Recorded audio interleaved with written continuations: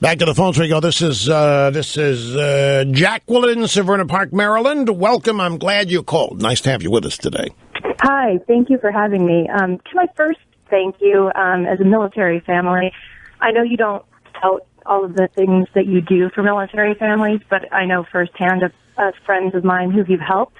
So I just want to thank you for that. I know you don't talk about it, but you should be recognized for it. Well, I appreciate very much. Thank you. You're welcome. My question is this. You mentioned the Deflategate issue a little earlier in the program where it was reported there's a report from an ESPN.com reporter who says that now it's only one football that was deflated. And I guess my question is, I've been following this since yesterday, and I'm just blown away by why it isn't covered. As recently as a couple of hours ago, Sports Illustrated had a story about saying how this win makes the stakes even higher for this controversy, and yet they didn't even seem to have the most up-to-date facts. Is this just the poor state of journalism today, or? Well, I think I'm going to blindly try to analyze this. It may well be that that's an unconfirmed report that only one ball was underinflated. And therefore, it could be that Sports Illustrated, until they can confirm it themselves and put their exclusive stamp on it, doesn't want to credit somebody else who may have found out about it yet.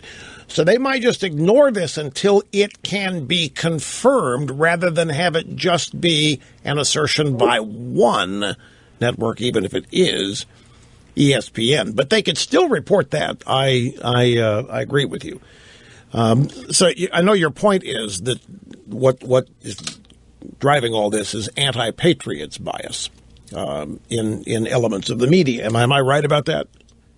Yes, and I mean I think it's similar to Yankees bias. I mean they're an incredible team, and people always kind of want to tear that down. And of course, the scandal in the previous years, it was probably a bit overblown. You want to know why there's patriots bias? There's two reasons why there's patriots bias. You really want to know what they are? Yes, I do. First one's Spygate. Actually, three. Spygate. Number two is Belichick. Nobody should be that successful who's that surly and mean all the time. It just doesn't. He ought to at least be nicer if he's going to be that. And the third reason is Gisele Bündchen. Right. Which makes everybody hate Tom Brady. Jealous. Right. Jealous and all that. Just, it's too perfect. It's not fair. And then when the guy wins all the time, that's even worse. They have to be cheating. Nobody's that good. Nobody's that good looking. Nobody's that lucky. So it's all human nature. It's all encapsulated in human nature. Don't doubt me.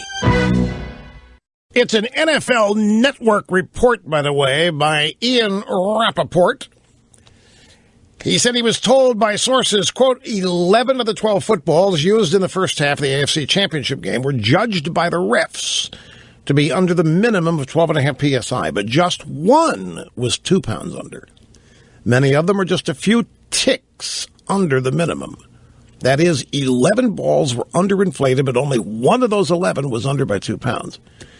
And our previous caller was upset that that's not being reported by everybody. They're still harping on Deflategate.